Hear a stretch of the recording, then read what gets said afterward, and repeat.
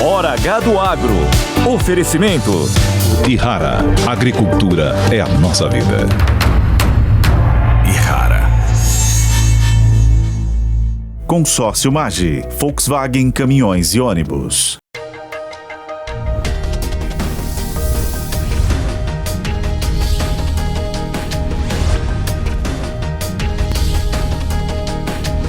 Hora H do Agro, com Kellen Severo. Olá, sejam muito bem-vindos ao Hora H do Agro e na edição você vai ver hoje. Será que vem aí um aumento da mistura do etanol à gasolina? O Ministério de Minas e Energia vai avaliar a viabilidade técnica a partir da próxima semana. E nesta edição a gente vai saber o que deve mudar com essa lei dos combustíveis, os impactos em demanda para o agro e nos motores dos veículos também. Tem mais, em Brasília o STF barra a lei de Mato Grosso que previa penalidades aos invasores de terras. O governador lamenta a medida e fala em tolerância zero para invasões no estado.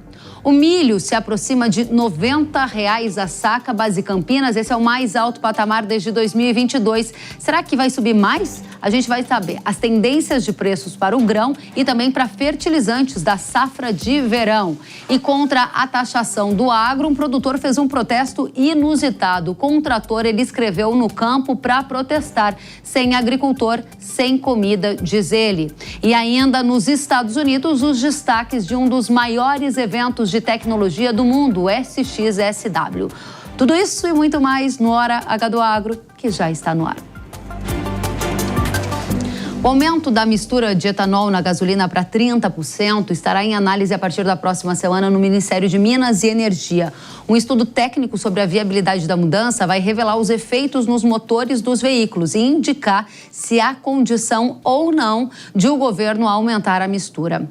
Essa adição de etanol na gasolina está prevista na Lei do Combustível do Futuro, que foi sancionada pelo presidente Lula no ano passado. Segundo a legislação, foi fixado em 27% o percentual obrigatório de álcool etílico na gasolina. Mas o Poder Executivo poderá elevar o percentual até o limite de 35%, desde que constatada a viabilidade técnica. Vamos analisar já esse tema com o deputado federal Arnaldo Jardim, que foi relator do PL do Combustível do Futuro e é vice-presidente da Frente Parlamentar da Agropecuária. Deputado, primeiramente, seja muito bem-vindo à Jovem Pan News. Muito obrigado, Kellen, por essa oportunidade de esclarecer esse ponto tão importante, essa decisão tomada pelo Congresso Nacional de fortalecer os biocombustíveis, e nós estamos prontos para dar esse passo do E30. E30, estamos prontos para dar esse passo, o senhor acaba de nos dizer, e eu vou perguntar nesta direção. Precisa ter um estudo técnico que diga, sim, não há danos aos automóveis e há viabilidades técnicas para chegar a 30% de etanol na gasolina. Esse estudo está pronto, o senhor já teve acesso a ele, e o que diz o estudo? O estudo está pronto, o estudo é positivo, ele formalmente vai ser anunciado na próxima segunda-feira e é uma regra que nós estabelecemos. Nós traçamos o cenário de evolução. Hoje, toda gasolina, qualquer um que chega no posto e fala, põe gasolina, vem lá 27% de etanol misturado. E agora a mistura irá a 30% se o estudo, que já está feito, e o resultado é positivo, for sancionado pelo Conselho Nacional de Política Energética, e nós acreditamos que isso ocorrerá.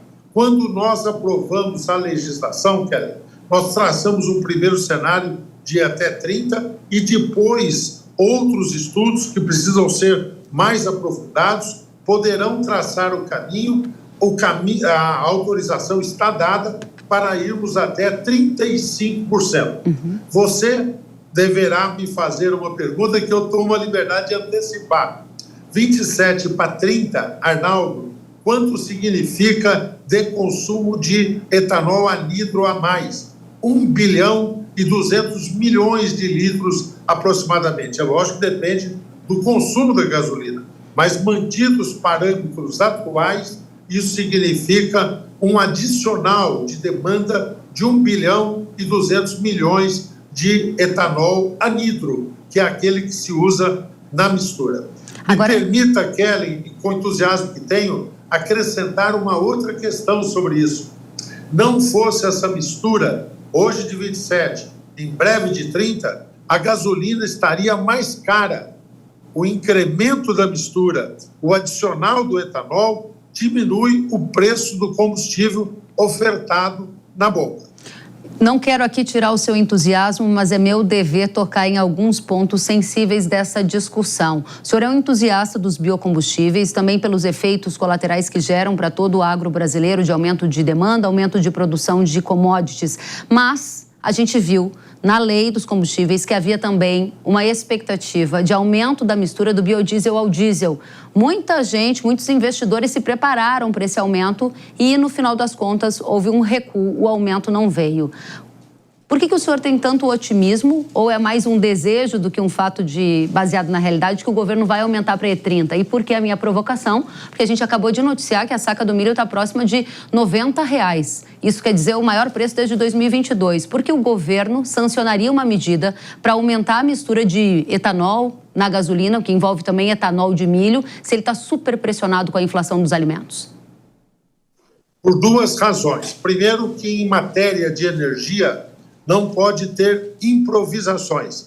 A saca do milho que está hoje a 90, acabou de ser divulgado aí por você na abertura do programa, já esteve em 60 recentemente.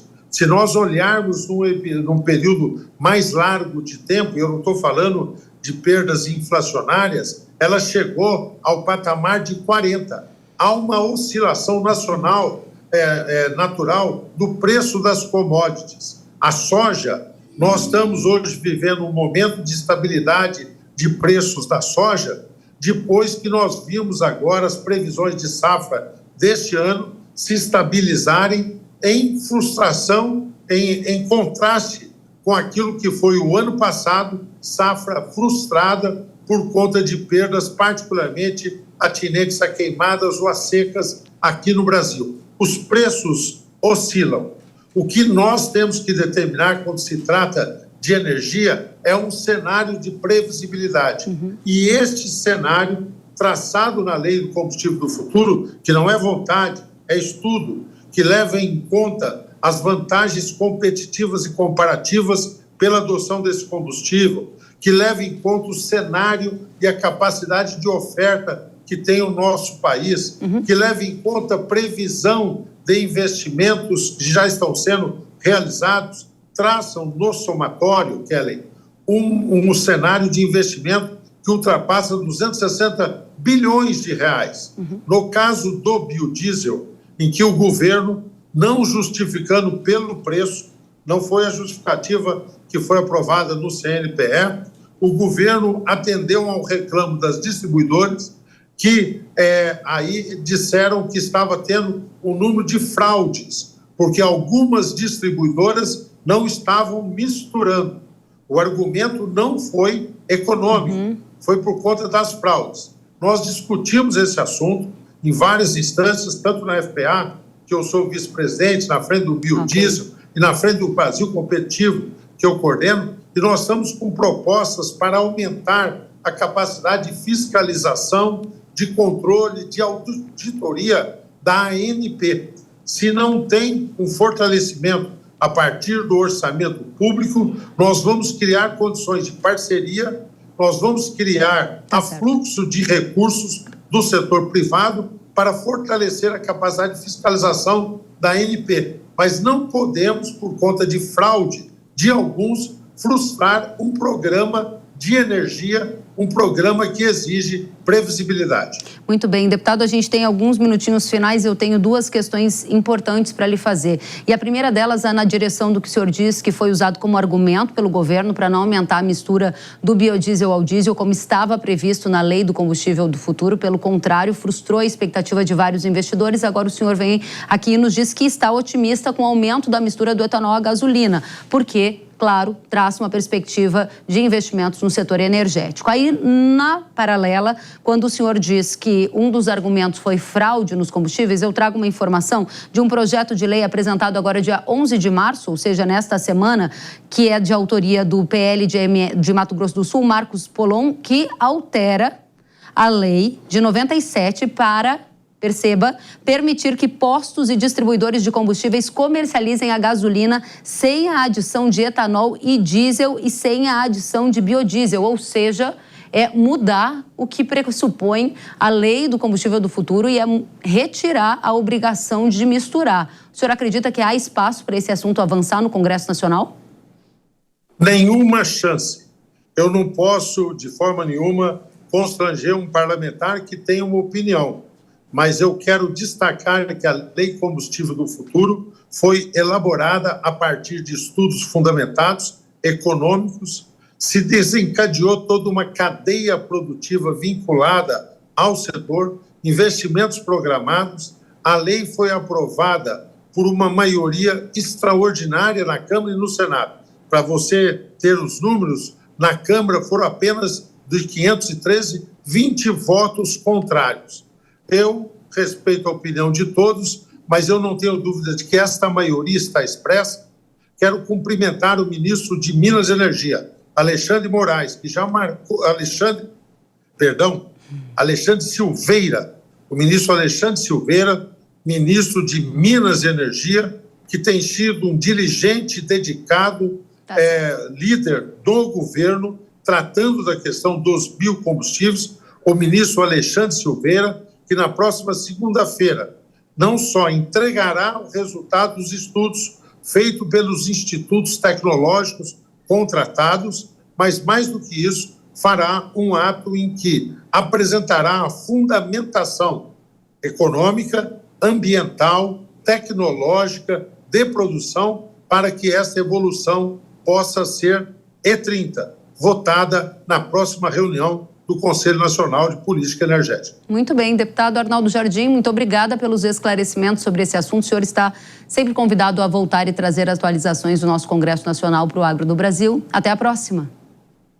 Muito obrigado, Kellen Severo, muito obrigado por Hora H do Agro, um programa que forma opinião, indica tendências muito importantes na defesa do nosso agro brasileiro. Muito obrigada, deputado. Volte sempre. Enquanto isso, os consumidores que acompanham essa discussão sobre um eventual aumento da mistura do etanol à gasolina têm algumas preocupações com efeitos nos automóveis. Para analisar esse tema, a gente vai receber agora o Rogério Gonçalves, que é diretor de combustíveis da Associação Brasileira de Engenharia Automotiva e está atento a essas discussões. Seja muito bem-vindo, Rogério. Olá, é um prazer falar com você, com os ouvintes aí da Jovem Pan. Muito obrigada. Um tema tão importante. Para a gente também é muito importante, acabávamos de ouvir aqui o deputado, e o deputado está confiante que um E30 pode acontecer ainda em 2025, um aumento da mistura para 30 do etanol na gasolina. Quais são as ponderações que você faz em relação a preocupações que vocês têm demonstrado? É fortemente favorável à utilização de combustíveis renováveis. Tá? Já há muito tempo que a associação vem fazendo estudos relativos a isso, e muito favorável a essa transição energética, mas precisa ser uma transição energética justa. O que a gente fala de justa é que ela seja de benefício para a sociedade. E já há mais de um ano que a associação vem estudando esse tema teoricamente nas suas comissões técnicas, porque a associação não tem laboratório para realizar ensaios, tá? E criaram comissões técnicas para fazer esse estudo com participação das montadoras, da indústria de autopeças, da indústria de motocicletas, segmento náutico, segmento aeronáutico experimental, segmento de máquinas motorizadas, para estudar esse tema e tentar levantar aspectos que pudessem impactar no eventual aumento do teor de etanol na gasolina. O aumento da mistura do etanol na gasolina prejudica motores de carros flexos? Muda algo na prática se subir para E30, Rogério? Excluímos aqui os veículos flex. Para os veículos flex não terá impacto ao seu funcionamento. Pode ter um pequeno aumento de consumo devido ao menor poder calorífico do etanol, menor quantidade de energia do que a gasolina. Mas alguns motoristas nem vão perceber essa diferença. Agora, em relação aos veículos a gasolina, que representam em média 12% da frota nacional rodante, e principalmente frotas antigas, a gente tem 50% da nossa frota de veículos de mais de 10 anos de idade, nos preocupa os veículos a gasolina. Nos preocupa, não temos certeza que problemas irão acontecer, mas a gente sugere que testes precisam ser realizados para ver o que nós chamamos de dirigibilidade, que é a ocorrência de falhas de funcionamento, na aceleração, partida a frio do veículo, alguma falha na aceleração é muito importante na hora de uma ultrapassagem. Também o efeito desse aumento de etanol nos materiais, principalmente veículos importados, podem não estar plenamente desenvolvidos para um teor mais alto de etanol, tanto componentes metálicos, o componente elastoméricos, de borrachas, retentores. Então, isso tudo precisa ser testado e a gente está com a expectativa desse resultado dos testes do governo. O governo, antecipado aqui pelo deputado Arnaldo Jardim, vai publicamente divulgar isso na semana que vem, mas o deputado disse que os resultados foram de viabilidade técnica para que se aumente a mistura do etanol para 30 a gasolina. Para a gente fechar, Rogério, a minha pergunta para você é: vocês vão se opor politicamente sobre esse aumento para o E30 e para o E35 ou entendem que é uma tendência natural e não há o que fazer? A Associação Brasileira de Engenharia Automotiva é uma entidade eminentemente técnica. Então, nós nos envolvemos com aspectos técnicos e sempre comprovado perfeito funcionamento, atendimento ao perfeito funcionamento do veículo, as emissões de escapamento. Se tudo estiver de acordo, não nos opomos de maneira alguma. Muito bem. Rogério Gonçalves, muito obrigada por trazer aqui a visão da Associação Brasileira de Engenharia Automotiva sobre efeitos da mistura do E30 etanol à gasolina, se assim for aprovado ainda em 2025. Fica o convite para voltar mais vezes. Até a próxima. Obrigado, Kelly. É um prazer. Igualmente. Vamos entender efeitos também na formação do preço ao consumidor, que é um dos pontos de alto interesse da nossa audiência. A gente conversou com a Posto Seguro e ela detalhou se o aumento da mistura de etanol na gasolina terá impacto ao consumidor nos preços lá na bomba. Vamos ver. O etanol anidro, ele tem mistura na gasolina na ordem de 27% atualmente. Existe uma possibilidade dele aumentar para 30%, podendo ir até 35%. Pela determinação do Ministério das Minas e Energia. Caso ele vá a 30%, ele terá um impacto de aproximadamente 1 centavo sobre o preço da gasolina. Quanto maior a percentual de etanol na gasolina, maior será o impacto. Esse impacto é pequeno, haja vista o benefício que o etanol traz ao veículo, por poluir menos o meio ambiente. Se chegar a 35%, ele ainda tem um impacto muito pequeno, que é apenas 2 centavos no preço. Muito obrigada, Nélio e Posto Seguro, pelo levantamento, pelos esclarecimentos.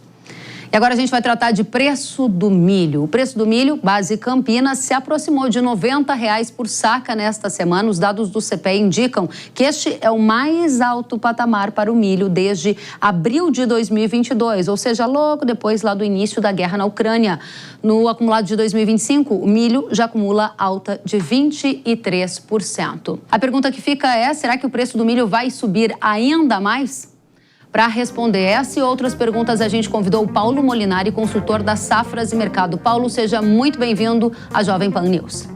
Olá, Kelly. Boa tarde, obrigado pelo convite. Nós é que agradecemos pela sua presença. Paulo, minha primeira pergunta: por que o milho está subindo tanto? Se aproximou já de R$ 90 e ele vai subir mais? Bem, na verdade, a R$ 90 se Campinas hoje, você já não compra mais milho, né? Hoje o mercado de Campinas seria 95, 95,5, CIF indústria, CIF consumidor. Bem, por que está subindo tanto? Bem, porque nós temos um abastecimento ajustado, né? Tivemos uma safra de verão aí com forte redução de área, por sorte, com boas produtividades, porém o volume de milho para atender todo o primeiro semestre, ele não é suficiente, mesmo com o estoque de passagem aí perto de 8 milhões de toneladas. Então, até a entrada da safrinha, em junho e julho, nós teremos uma situação de preços regionais altos, abastecimento apertado e situações aí quase inéditas, né? Como o Mato Grosso com um preço de R$ 70, R$ 80, quase o mesmo preço do Paraná. Então, isso reflete que não é uma situação de retenção, não é uma situação de especulação do produtor. É que realmente o quadro ele é ajustado, a maioria dos consumidores com estoque de apenas de curto prazo, Isso alimenta, né, um movimento de alta no semestre. Então, até nós chegarmos à safrinha, e essa safrinha desse ano ela é mais para julho do que para junho, nós teremos aí um preço bastante firme do milho. Paulo, essa é a pergunta que muitos agricultores querem te fazer.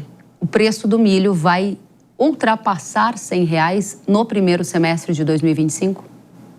Olha, é difícil ainda você falar, porque R$100 hoje equivaleria a um preço da soja de 200 acima, né? Então, é quase tão bom quanto uma soja de 200. Para nós chegarmos num mercado acima de 100, nós precisamos ter mais situações graves na safrinha.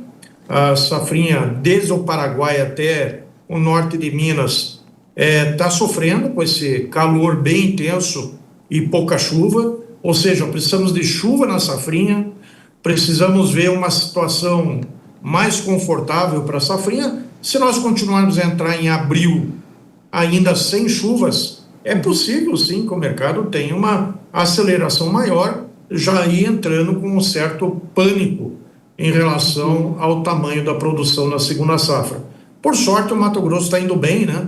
Mas o Mato Grosso não é o Brasil. Então, nós precisamos aí de o restante da safrinha brasileira também indo bem para um bom abastecimento. Então, a questão, se vai a 100 ou fica abaixo de 100 ou passa de 100, é uma questão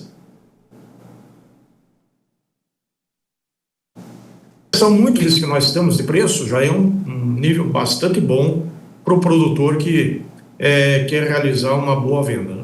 Muito bem. Paulo, você falou sobre riscos climáticos, principalmente em áreas do Centro-Sul, produtoras do milho segunda safra. A Agência Climática dos Estados Unidos, conhecida como a NOAA, atualizou as projeções agora nesta semana e apontou para o fim do Laninha e o início do período de neutralidade climática. Diferentes meteorologistas apontaram aqui para o Hora H do Agro que a presença da neutralidade climática, ou seja, nem Laninha nem El Ninho, pode favorecer a entrada de frentes frias com mais chance de geada e até um corte mais antecipado da chuva em áreas produtoras do milho segunda safra. Isso é parecido com o que você enxerga para o clima, o que na prática quer dizer um risco climático mais alto com uma tendência à perda de parte dessa produção? Bom, o Laninha ele praticamente nem se confirmou, né? Então, pelos próprios dados do NOAA, nós notamos que o Laninha ele só foi mais do noticiário do que da prática, né? E agora o NOAA está mostrando realmente daqui até a nossa primavera o clima neutro. Bom, o clima neutro é aquele onde tudo pode acontecer. Para nós, analistas de mercado, é a situação mais perigosa, mais crítica, porque não pelos fatos mais aderentes a problemas, mas pela expectativa incerta de você ter uma situação de boas chuvas, de chuvas ruins, no caso nosso a safrinha de inverno, geadas, né? Então a neutralidade ela pode trazer de tudo, né? Se fosse uma situação Laninha, nós estaríamos já mais preparados para uma intensidade de frio mais acelerada. Com o clima neutro, nós vamos ter que acompanhar semana a semana as previsões, mas pelo que nós temos visto aí nos mapas de projeção para o nosso outono e inverno, as geadas vão chegar mais para julho do que para junho. Agora, esta safrinha, ela tem uma preocupação mais intensa porque nós retornamos o plantio àquele período tradicional, ou seja, um plantio mais concentrado em fevereiro. Isso quer dizer que a polinização e o pendoamento do milho vai estar ocorrendo na maior parte das lavouras agora em abril. Então, abril tem que chover bem, tem que ter boas condições no centro-oeste, que já é uma situação sazonal de corte de chuvas, né? Então, é uma safrinha com muitas emoções, sim, até o mês de julho. Bom, safrinha com muitas emoções. Para fechar, produtores rurais brasileiros estão comercializando esse milho safrinha antecipadamente, aproveitando esse preço atual, ou boa parte vai esperar o andamento da safra para vender mais lá na frente? O que você tem visto no desenho do Brasil hoje? Bem, esses preços atuais, eles não existem para a safrinha, né? Então, os preços para a nossa safrinha estão hoje no Mato Grosso em torno de R$50, lá para julho, agosto, setembro. Aqui no Paraná em torno de 65, no Goiás em torno de 55. São esses os preços para a safrinha. Até não são preços ruins, né? Se vier uma boa produção. A questão mesmo é você vender muito antecipado e depois o clima não possibilitar uma boa produção e você não conseguir cumprir os contratos. Então, nós acreditamos que o produtor vai acelerar um pouco mais as vendas lá por abril ou maio para a safrinha, depois que ele vê as lavouras mais salvas, mais prometendo um determinado nível de produção, e aí realmente vamos ter uma comercialização mais acentuada. Muito bem. Paulo Molinari, consultor da Safras e Mercado, uma satisfação tê-lo conosco. Volte sempre. Obrigado, Kellen. Um abraço. Outro a você. A gente olha para o milho inverno, que está sendo semeado, com os preços subindo e todos esses desafios em relação ao clima que foram aqui tratados. E o agricultor já está olhando também para a safra de verão, principalmente o planejamento dos insumos como fertilizantes. Os fertilizantes precisam ser negociados antecipadamente. A safra verão 25-26 vai ser semeada no fim deste ano. E a consultoria Stonex divulgou nesta semana um levantamento sobre as compras desses insumos e a gente vai divulgar aqui para vocês as aquisições para o segundo semestre, que engloba a cultura da soja, do milho, do algodão e outras culturas, alcançaram 25%. Esse é um patamar acima de 2024, mas abaixo na comparação com os outros 3 anos anteriores. A região norte e nordeste, que aparecem aí com as compras mais avançadas, 33% das aquisições já feitas. Depois vem o centro-oeste com 30%, o sudeste com 23% das compras feitas e, por fim, o sul, que é a região mais atrasada de acordo com os dados da Stonex. O Renato Françoso é o consultor de gerenciamento de risco de fertilizantes da Stonex Brasil e está conosco para nos dizer se há uma tendência dessas compras ganharem mais ritmo já no curto prazo e se sim, por quê? Seja muito bem-vindo, Renato. Olá, Kellen, muito obrigado pelo convite. Pois é, esse resultado da pesquisa foi muito bacana e ele mostra que tem muito espaço para negociações, né? Se a gente considerar até o plantio da safra verão, nós temos aproximadamente aí 6 meses, então a janela está se fechando e está ficando mais estreita, né? Então, realmente tem espaço para as negociações de curto prazo. Vamos ver como vai ser isso, né? Porque se a gente separar até os fertilizantes, né, dentro do complexo NPK, os nitrogenados o pessoal está comprando para quem está precisando, né? Da mão para a boca, porque realmente os preços estão muito altos, já recuaram um pouco da máxima que eles chegaram esse ano, mas ainda estão com relações de troca não tão atrativas, né? Então eles estão esperando, a gente precisa esperar mesmo um pouco mais. Quando a gente vai para o fósforo, esse sim, o produtor está com medo do que aconteceu no passado, né? Por exemplo, no ano passado, onde os preços ficaram estáveis de final de outubro 23 até maio de 24. E aí subiram devido à pressão de compra do Brasil realmente, né? E subiram até julho. Em julho ele estabilizou em torno de 635, 640 e ele vem estável desde então. Nas últimas 2-3 semanas ele subiu coisa de $5, tá? Então 640 no CFR Brasil do MAP, né? São preços realmente muito altos do MAP, né? E qual que é o receio? O produtor comprar agora, né? E ele descapitaliza ele deixa porque a taxa de juros também está muito alta, isso influencia também na tomada de decisão do produtor. Então, ele está realmente esperando chegar até um momento onde, às vezes, ele consegue aproveitar essa taxa de juros, capitalizando esse dinheiro, e comprar um pouco antes da safra, né? Talvez em maio, final de abril, ele possa inicia a compra dos fosfatados, tá? Isso é um dos pontos, tá? Além disso, se a gente olhar agora para o potássio, que seria o K do NPK, esse sim já vem desde final do ano tendo muitas compras, né? O produtor está comprando potássio porque o preço estava bom e a relação de troca estava atrativa, né? Então fez muito sentido ele comprar.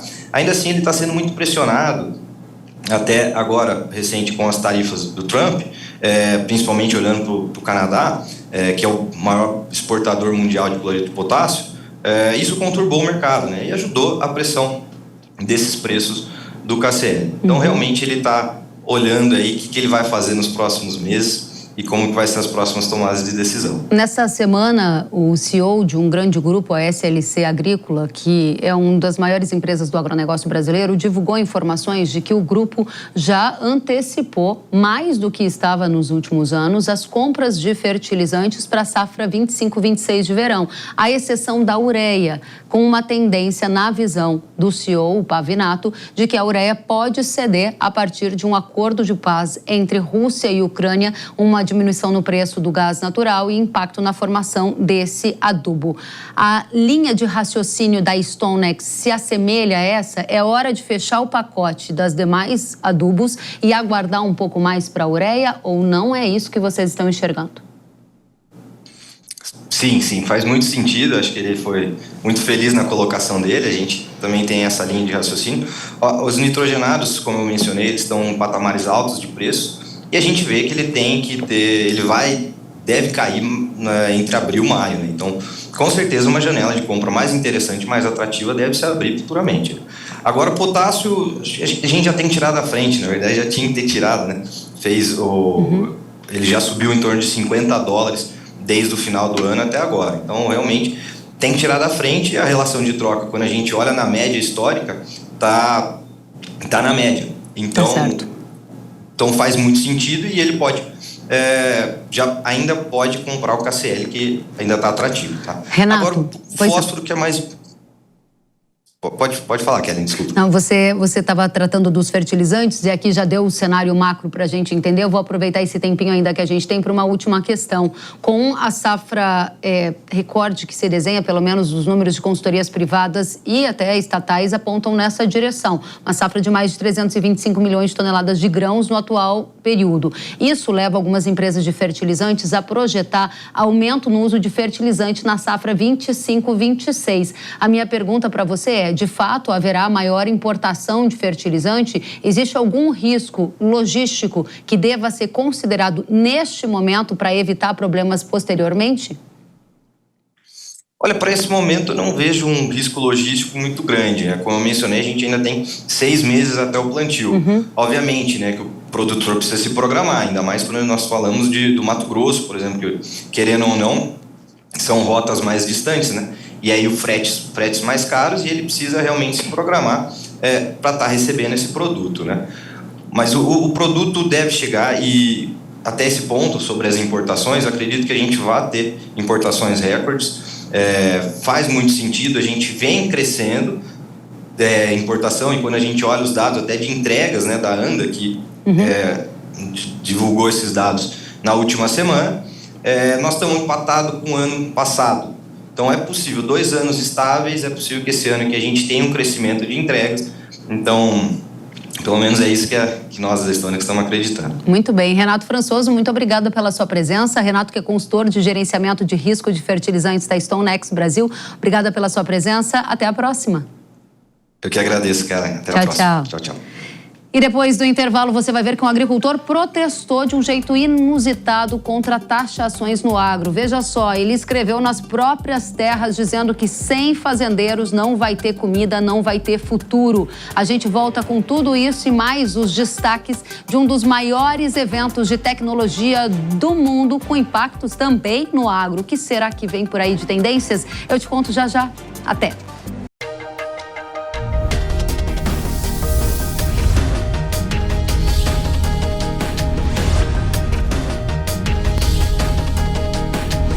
Hora H do Agro, com Kellen Severo. As doenças estremecem os investimentos e o planejamento da safra. Fusão, fungicida da Irrara, com a alta performance e o baixo investimento no combate às doenças da soja. Imbatível no controle da ferrugem, mancha-alvo, antracnose, oídio e anomalia da soja. Rápida proteção, máximo desempenho em condições climáticas desfavoráveis. Consistência em alta produtividade comprovada pelos especialistas. Fusão da Irrara, o fungicida da soja que você tem que usar. Produto de uso agrícola. Venda sob receituário agronômico. Consulte sempre um engenheiro agrônomo. No campo, os sonhos crescem junto com o trabalho. E com o Consórcio Nacional Valtra, você investe nesse sonho com parcelas que cabem no seu bolso e sem sair de casa. Afinal, são quase 20 anos colocando máquinas pelo campus de todo o Brasil. O Consórcio Nacional Valtra investe no seu futuro com quem entende do campo. Acesse consórciovalto.com.br e simule sua máquina. Quer aprender a vender online? Alavanque suas vendas em até 180% e transforme seu negócio com o curso Growth Marketing. Você vai aprender a usar as ferramentas que fazem os maiores negócios do mundo crescerem exponencialmente. Gustavo Hansel e Joabel Casper estão no mercado há 14 anos. Já auxiliaram mais de 1.800 clientes e agora vão ajudar você a atrair mais clientes, acelerar a área comercial e inovar no digital. Acesse newcursos.com.br e comece sua trilha rumo ao novo.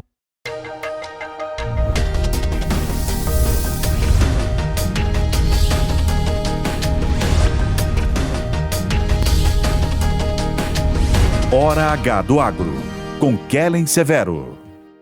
Estamos de volta com Hora H do Agro aqui na Jovem Pan News.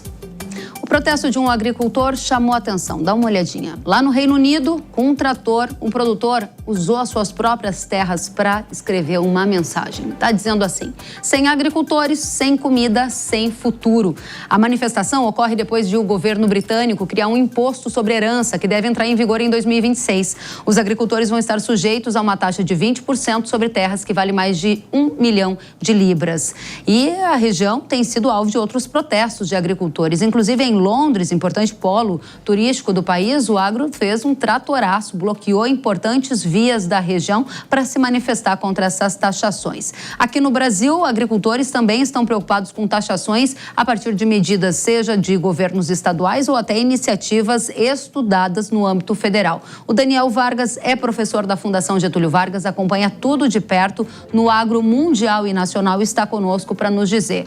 Primeiramente, seja muito bem-vindo, Daniel. O agro é alvo de taxação mundo afora e no Brasil. Isso trata-se de uma tendência. O que está acontecendo? Seja bem-vindo.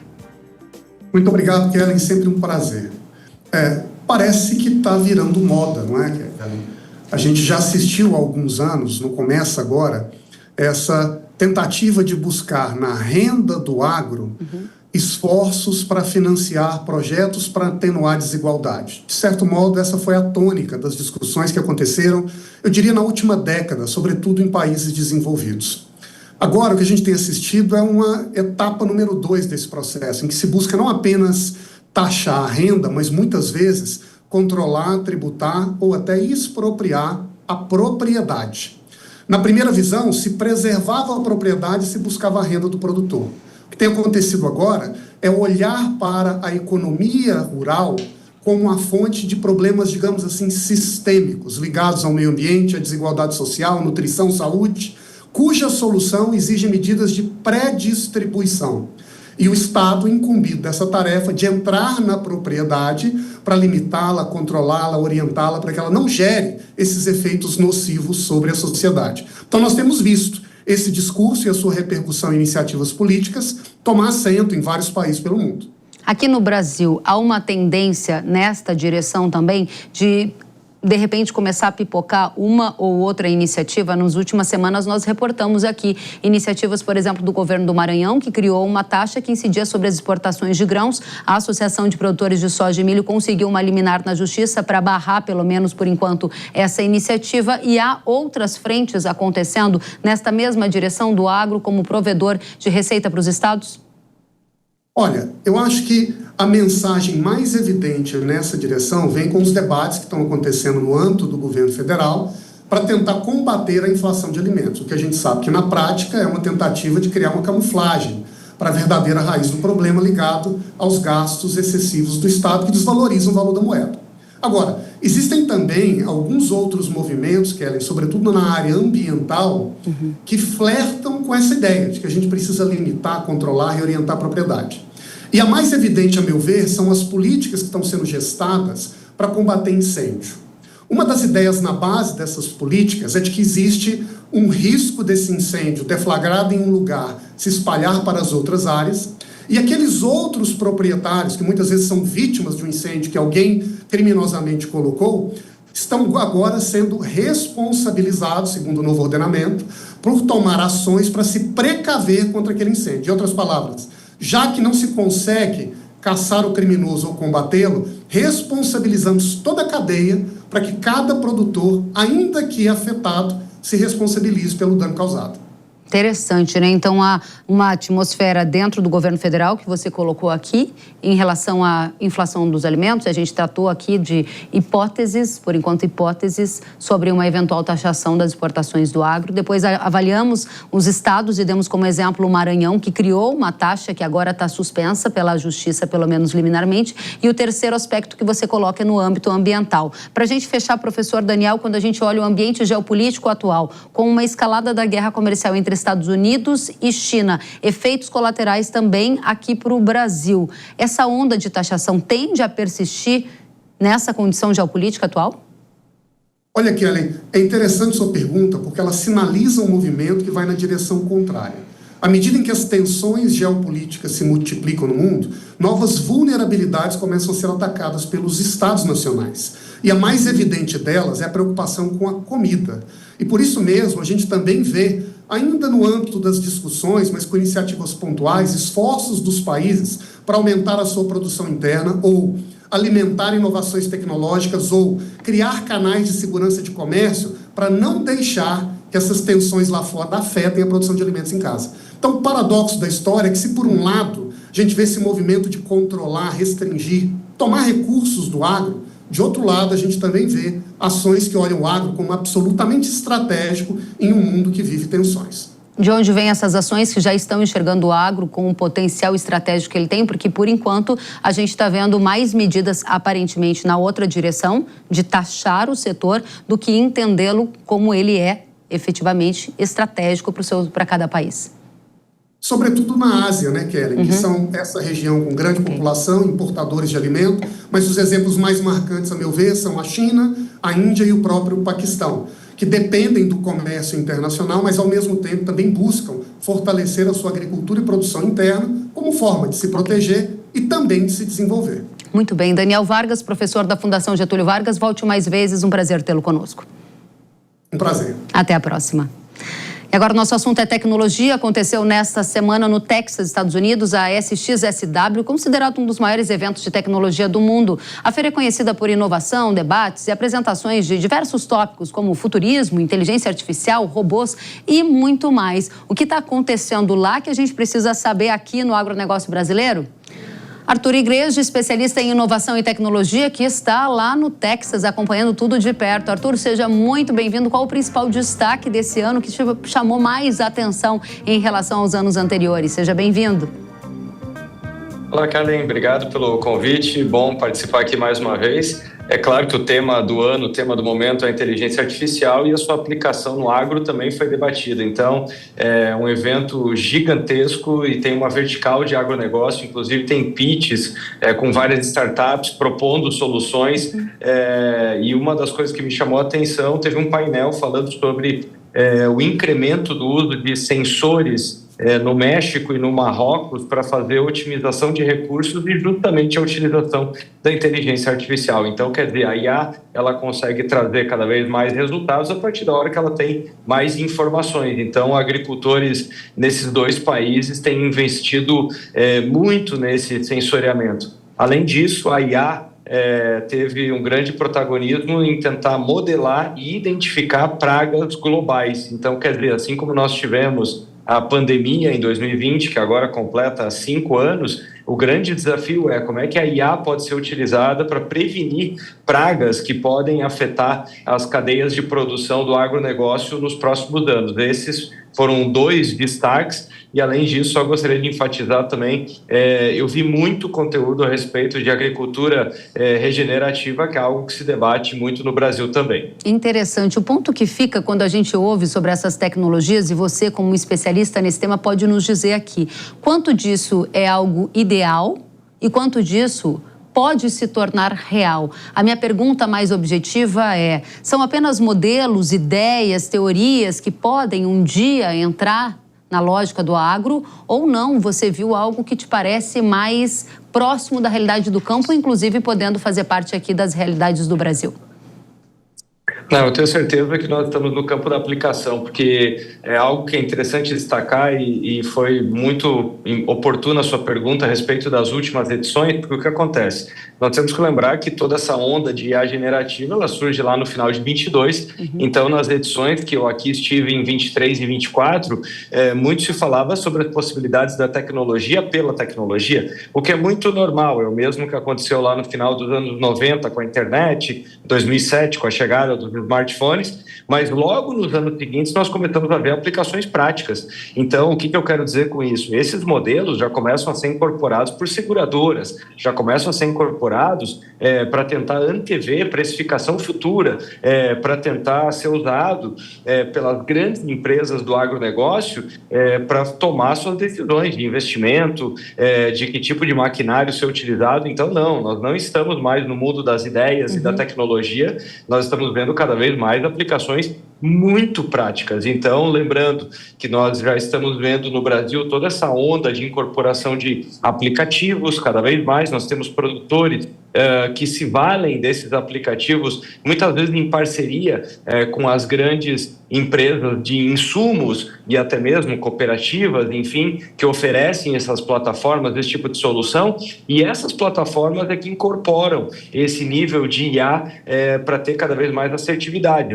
Todos nós sabemos que o grande desafio do agronegócio é justamente fazer o quê? A otimização de recursos, reduzir as incertezas e ter um maior fit, uma maior adequação com o mercado. Então, é justamente aí que a IA entra para ajudar efetivamente. Então, estamos vendo aplicações práticas e só para sumarizar aqui, a diferença entre tendência é que tendência não tem número e cada vez mais nós estamos vendo números, benefícios sendo literalmente colhidos. Muito bem, quando a gente olha para o Brasil, você agora tirando um pouco do chapéu do agro e olhando para a economia brasileira como um todo, para a audiência que nos assiste, o que vai virar uma realidade prática muito cedo aqui no Brasil, a partir das tendências que você está observando aí?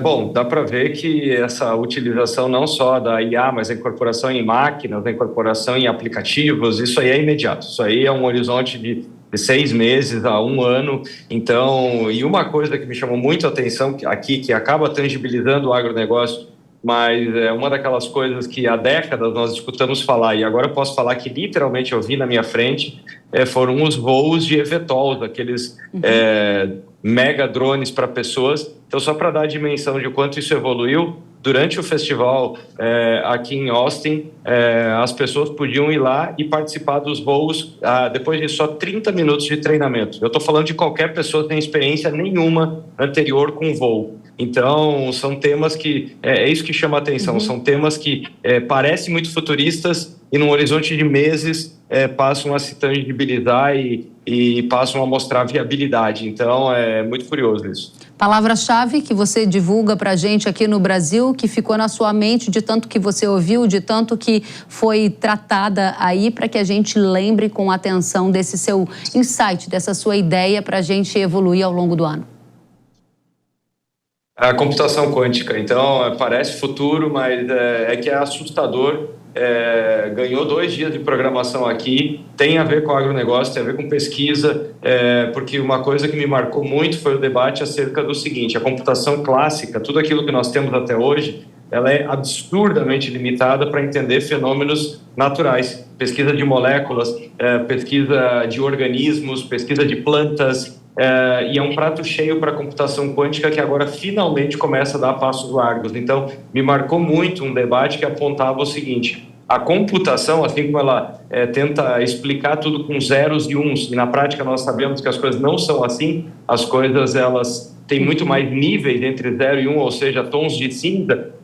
É aí que a computação quântica vai bem, ou seja, parece ser a computação da natureza, e é justamente aí que ela vai trazer grandes ganhos. Então é muito entusiasmante ver o quanto que as empresas falam que isso vai trazer desenvolvimentos inéditos, não só para a cura de doenças, mas aí, claro, nós podemos imaginar todas as aplicações também no campo. Gostamos muito de ter você conosco direto do SXSW, atualizando o Brasil e o Brasil do agro, de tudo que está acontecendo nesse mundo da tecnologia. Arthur Igreja, especialista em inovação e tecnologia, volte sempre. Obrigado, até a próxima. Até a próxima. O Supremo Tribunal Federal invalidou por unanimidade uma lei de Mato Grosso que estabelecia sanções a invasores de terra. Esse projeto, que foi barrado pelo STF, previa, por exemplo, a restrição de benefícios sociais e vetava que invasores de propriedade tomassem posse em cargo público. A ação sobre esse tema foi realizada pela Procuradoria-Geral da República, que alegou que essa lei de Mato Grosso invadiu a competência da União para legislar sobre o direito penal e para editar normas gerais de licitação e contratação pública. Em nota, o governador de Mato Grosso, Mauro Mendes, lamentou a decisão do STF e disse que, apesar da decisão da corte, vai continuar com tolerância zero com as invasões de terra no estado. Segundo o governador, o estado registrou 53 tentativas de invasão de terra desde o início de 2023.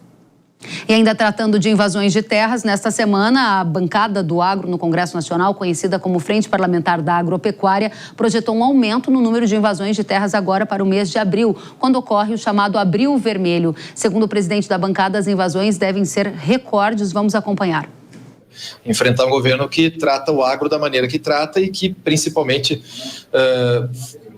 em vez de sentar com entidades que representam produtores rurais do Brasil, sentam com os invasores das propriedades desses produtores. Então a gente sabe que é muita narrativa para pouca conversa, que nunca foi por reforma agrária, sempre foi por poder político, e a gente continua com essa posição, inclusive sob ameaça, né? Ameaças de um abril vermelho recorde, ameaça de invasão de novas áreas, e isso a gente vai enfrentar como a gente sempre enfrentou, e para isso que existe essa frente parlamentar, que é para defender os nossos produtores.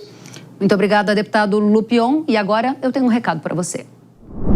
Proteja o seu cafezal com o Fusão, o fungicida da Irrara para quem busca alta performance e baixo investimento. O Fusão oferece um controle imbatível contra foma e ferrugem, assegurando a alta qualidade dos grãos.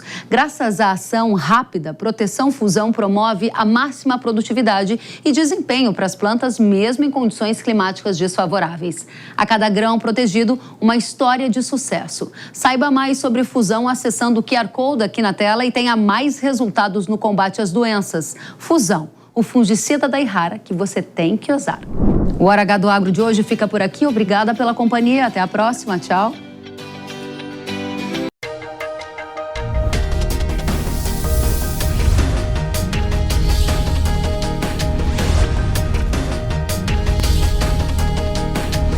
Hora H do Agro, com Kellen Severo. Hora H do Agro. Oferecimento. Irrara. Agricultura é a nossa vida. Irrara. Consórcio Magi, Volkswagen Caminhões e Ônibus. A opinião dos nossos comentaristas não reflete necessariamente a opinião do Grupo Jovem Pan de Comunicação. Realização Jovem Pan News.